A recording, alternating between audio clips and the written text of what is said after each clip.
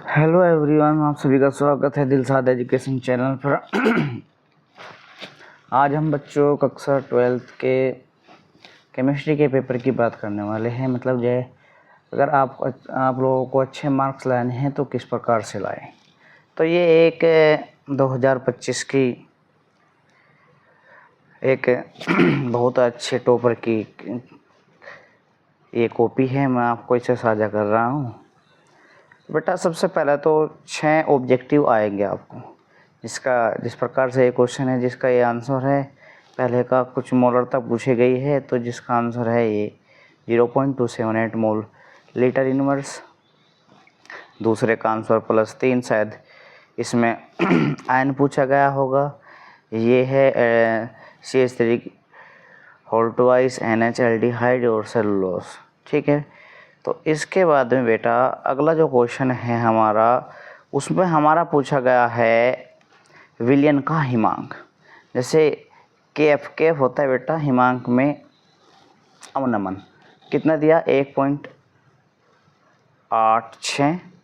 हिमांक दिया बेटा 2, हिमांक मतलब जो कितने वो केल्विन तापर है 273.15 केल्विन, और C2H6O2 का अनुभार दिया 62। तो इसका सूत्र होता है बेटा डेल्टा TF बराबर KF। KF क्या होता है बेटा? KF होता है हिमांक में अवनमन गुणा मोललता। मोललता का सूत्र होता है भार बटे अणुभार गुणा विलायक का भार किसमें बेटा? ग्राम में, और गुणा ऊपर 1000। इस प्रकार से देगा है तो डेल्टा TF बराबर KF कितना दिया गया है 1.86 गुणा 30 बेटा, ये C2H6O2 का क्या है भार है बटे 62 क्या है बेटा? इसका अणुभार है। 450 विलायक का भार है, ऊपर 1000 ग्राम को कन्वर्ट केजी में करने के लिए लगाया गया है। इसके दशमलव हटाने के लिए हमने ये बेटा देखो, ये इसकी बात कर रहे हैं हम, तो हमने 1.86/100 लिख रखा है, तो ये दशमलव हटाने के लिए ये किया गया है। तो जो हमारा इकट्ठ फिट का आया है तो यह है 5580/2790। जब हम 5580 को 2790 से भाग देते हैं तो हमारा जो आंसर आता है वो आता है 1.89 के। अब विलयन का हिमांक निकालना है। विलयन का हिमांक कब निकलेगा? जब वो हिमांक में जो अवनमन दे रखा है उसमें से घटाएंगे। तो कैसे घटाएंगे बेटा? हम 273.15 माइनस 1.89, तो ये कितना बचता है टोटल? 271.26 केल्विन। ये इसका आंसर है। तो बच्चों इस प्रकार का क्वेश्चन अब की बार भी आने के चांस है, तो बच्चों ध्यान में रखना है इस क्वेश्चन को। अब अगर नेक्स्ट क्वेश्चन की तरफ चलते हैं, और दूसरा क्वेश्चन है मोलंस या मोल प्रभाज। क्या होता है मोल प्रभाज और क्या है मोलंस? किसी विलयन में घुले विलय के मोलों की संख्या तथा विलयन में उपस्थित कुल मोलों की संख्या के अनुपात को मोलंस या मोल प्रभाज कहते हैं। इसमें इस बच्चे ने कुछ छोड़ रखा है, तो अगर आपको इसे और अच्छा बनाना है तो हम इसे कह सकते हैं, इसे हम x से प्रदर्शित करते हैं। ठीक है, तो मोलंस बराबर होता है विलय या विलायक के मोल बटे विलयन के कुल मोल। जैसे बेटा हम मोलंस को यहाँ इसे क्या कहते हैं? x। ठीक है, अब विलय या विलायक के मोल तो क्या होते हैं? Na प्लस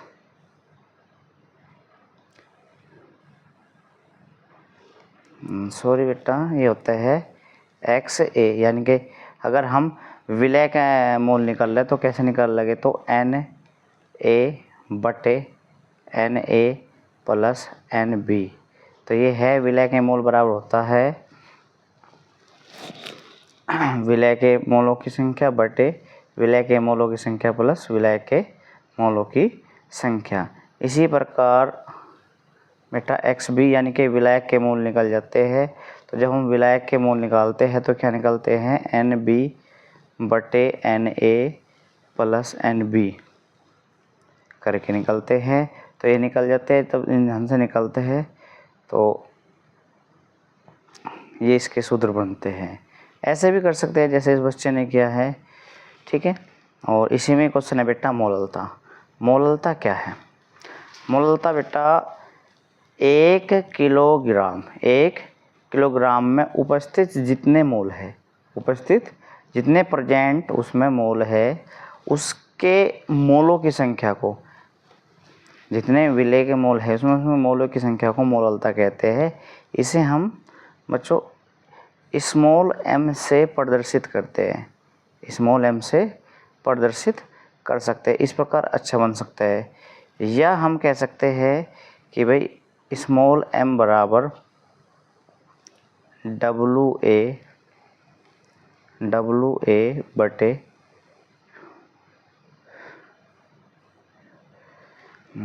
स्मॉल m बराबर WA बटे MA गुणा WB से यहाँ मतलब है विलायक का भार। अगर बेटा ग्राम में दे रखा तो ऊपर मल्टीप्लाई करेंगे 1000 की, ठीक है। ये सूत्र बनता है इसका। या ऐसे भी लिख सकते हैं मोललता बराबर विलय के मोल बटे विलय का द्रव्यमान। ये शॉर्ट में आता है क्वेश्चन। और इससे अगला क्वेश्चन है बेटा लैंथेनाइड संकुचन। ये इम्पोर्टेंट है बेटा बहुत ज़्यादा, अब की बार भी आने के इसके चांस है। तो F ब्लॉक के तत्व लैंथेनाइड श्रेणी के अंतर्गत आते हैं। अतः लैंथेनाइड श्रेणी के तत्वों में नाभिकीय आवेश बढ़ने के कारण लैंथेनम से ल्यूटीशियम तक परमाणुविक और आयनिक त्रिज्या में कमी आती है। लक्षण लैंथेनाइड अंकुचन कहलाती है। अतः F ब्लॉक के तत्व जो मतलब ऋणात्मक दुर्बल परिलक्षण प्रभाव के कारण यह गुण प्रदर्शित करते हैं। इससे अगला क्वेश्चन है बेटा ज्यामितीय समवायता। समवायता होती है मतलब समवायता क्या है? समवायता है बेटा मतलब जय यौगिकों के सूत्र वही लेकिन नाम अलग अलग, उसे बोलते हैं समवायता। यह समवायता केंद्रीय धातु परमाणु के चारों ओर लिगेंडों के विभिन्न ज्यामितीय वितरण के कारण उत्पन्न होती है। यह समवायता केवल हेटेरोलेप्टिक संकर में मिलती है। जैसे बेटा ये ज्यामितीय समवायों की संरचना है, ये करवा रहा है FeNH3 की होल ट्वाइस इंटू CN4 बाइनस। तो इसकी संरचना बनाते हैं हम NH3 हमारे पास में कितने हैं? NH3 हमारे पास में 2, तो उसके ऊपरली साइड और से जस्ट अगली साइड हम लगाते हैं NH3 और जो हमारे पास में साइनो है वे 4 है, तो ये हम लगा देते हैं इस तरफ, ठीक है। और एक इसका ये बन सकता है, इसे ट्रांस बोलते हैं, इसे सिस बोलते हैं। NH3 एक ऊपर एक नीचे कर सकते हैं और CN इसके चारों तरफ आमने सामने लगा सकते हैं। ये मूलक है बेटा CH3 CH2 CH3। तो इसमें मुक्त मूलक क्या है? Cl। CH3 CH2 CH2 और यहाँ इस CH2 से नीचे दिया है Cl, तो इसका ये IUPAC नाम पूछ रहा है। IUPAC बेटा बहुत ज़्यादा इम्पोर्टेंट है अपने आप में, ठीक है, बहुत ही ज़्यादा।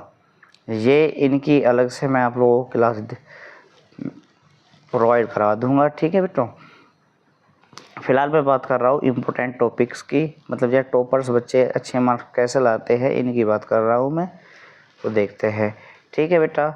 ये इनकी नंबरिंग करनी होती है IUPAC, मैं अच्छी तरीके से पढ़ा दूंगा, ठीक है।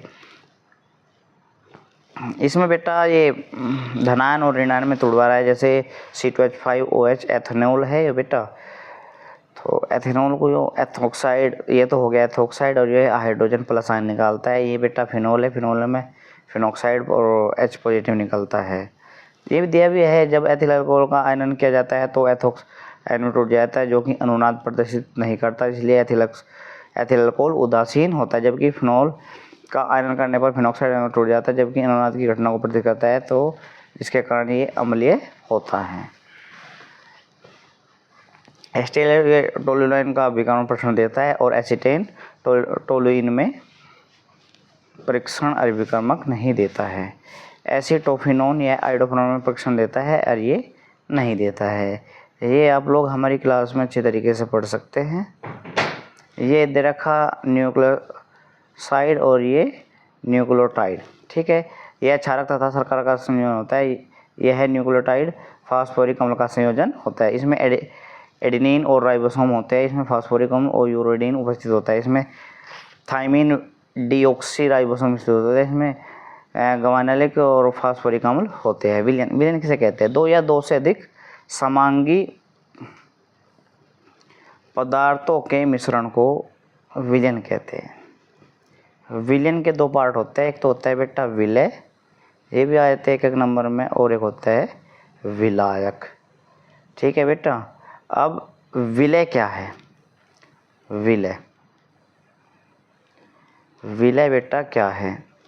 जिसकी विलायक में मात्रा कम होती है, यानी कि विलायक में मात्रा, उसमें विलयन में सॉरी, यानी कि जिसकी सॉल्यूशन में मात्रा कम होती है उसे बोलते हैं विलय।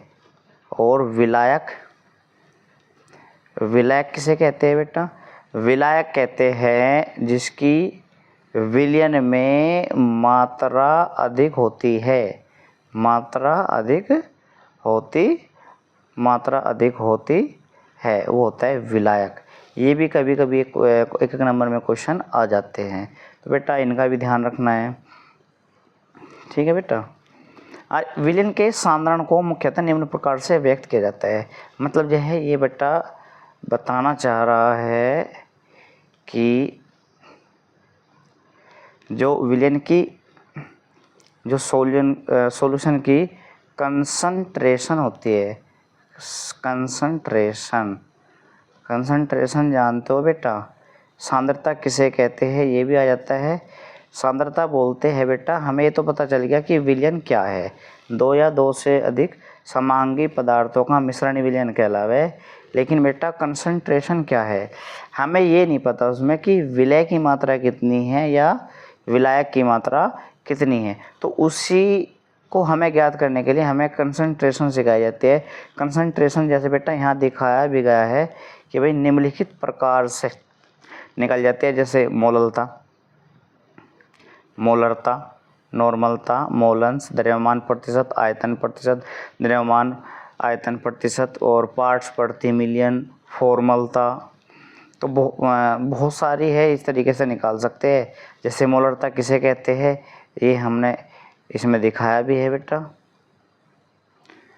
जैसे 1 लीटर विलयन में विलय के मोलों की संख्या को मोलरता कहते हैं। मोलरता बराबर होता है विलय के मोल बटे विलयन का आयतन। अच्छा, मोल क्या हो बेटा?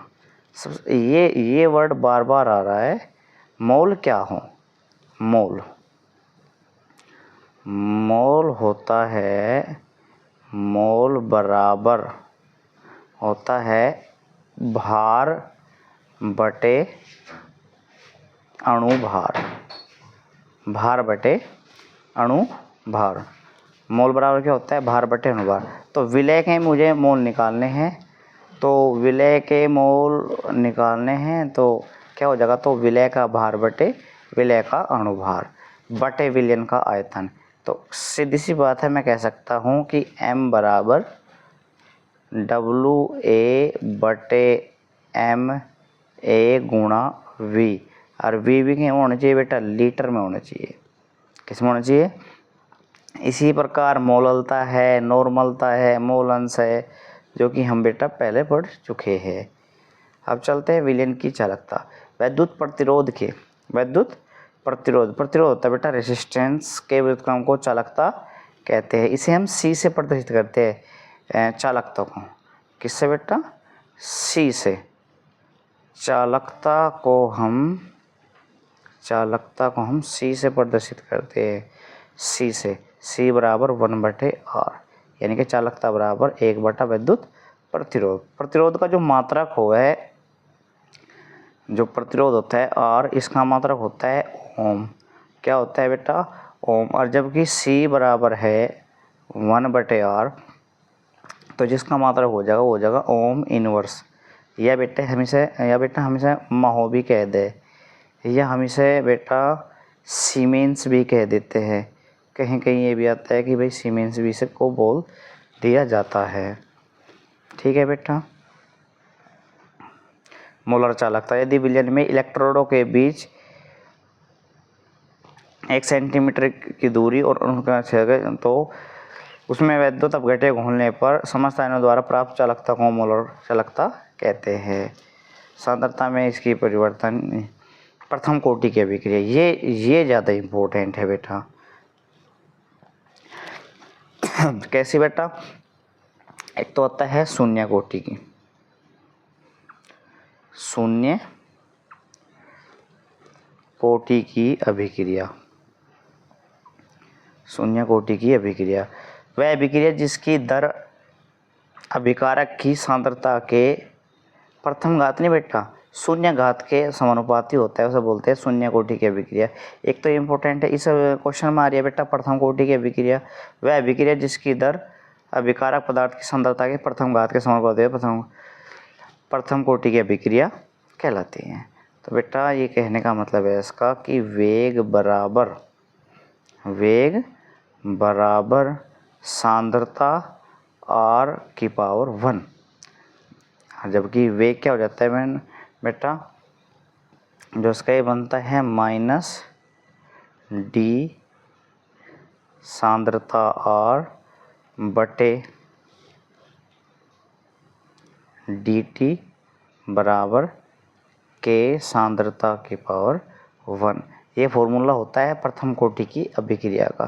बेटा एक अलग से डेरिवेशन है, इसे हमने आपके सिलेबस में करवाया है, तो आप उसको देख सकते हो। ये इसका क्वेश्चन दिया हुआ है। उससे बाद में है बेटा इनके हमें इलेक्ट्रॉनिक विन्यास करने हैं। जैसे बेटा आयरन है, आयरन 2 पॉजिटिव है, मैंगनीज है, मैंगनीज 2 पॉजिटिव है, तो ये आने के संभावना रहते हैं। इनके इलेक्ट्रॉनिक विन्यास आप 11th से ही पढ़ते हो बेटा, इसमें आप लोग पढ़ चुके होंगे। दूसरा बेटा CuHCl से अभिक्रिया क्यों नहीं करता हो, और जबकि Cu जिंक से अभिक्रिया कर लेता है। तो बेटा इसका सबसे अच्छा रीज़न ये है कि हमने चैप्टर नंबर 2 में एक चीज़ पढ़ी होगी, वैद्युत रासायनिक श्रेणी। जितना क्रियाशील धातु होगी उतनी ही जल्दी रिएक्शन करेगी, और जितनी कम क्रियाशील धातु होगी उतनी ही कम वो उससे अभिक्रिया करेंगी। जबकि बेटा HCl जो वैद्युत रासायनिक श्रेणी में स्थान है, इसमें कॉपर का जो स्थान है वो बहुत नीचे की ओर है, तो यह इसमें घुलेगा नहीं जब नीचे की ओर है। अगर जैसे जिंक सबसे ऊपर रहता है वैद्युत रासायनिक श्रेणी में, तो इसका मतलब ये अभिक्रिया भी सबसे पहले करेगा। तो जैसे हम Zn जिंक की अभिक्रिया कॉपर सल्फेट से कराते हैं, तो बेटा ये क्योंकि कॉपर नीचे की ओर है, जिंक ऊपर की ओर है, तो जिंक किसके साथ अभिक्रिया कर लेगा, सल्फेट के साथ में, तो कॉपर अलग रह जाएगा, तो कॉपर प्लस जिंक सल्फेट। सक्रियण ऊर्जा बेटा है क्या भाई, कोई भी रासायनिक अभिक्रिया हो उससे जब हम शुरू करते हैं उसके लिए कुछ ना कुछ ऊर्जा की जरूरत पड़ती है, उसे बोलते हैं सक्रियण ऊर्जा। इसके न्यूमेरिकल भी बेटा आते हैं, ठीक है बेटा।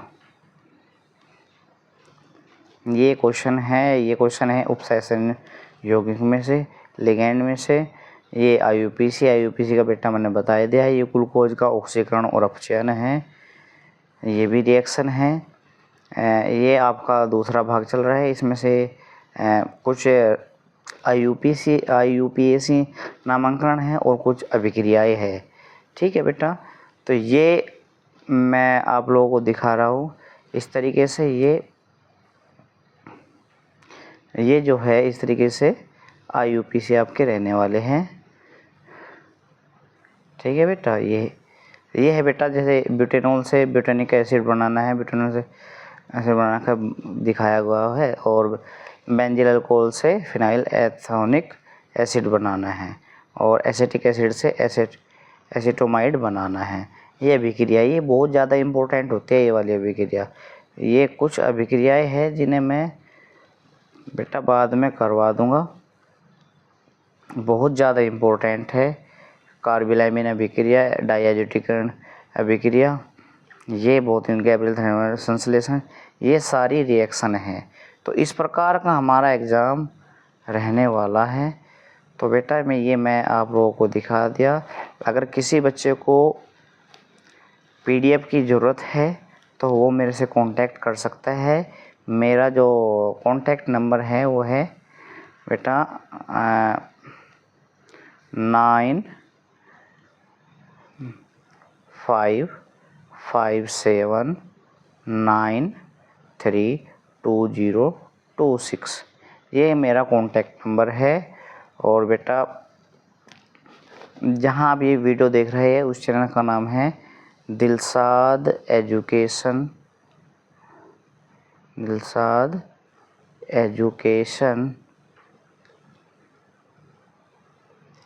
61 BSc, इस पर ये मिल सकते हैं। आप लोगों को ऐसी वीडियो देखने के लिए इस चैनल पर बने रहे। ठीक है, वीडियो को देखने के लिए आप सभी का धन्यवाद।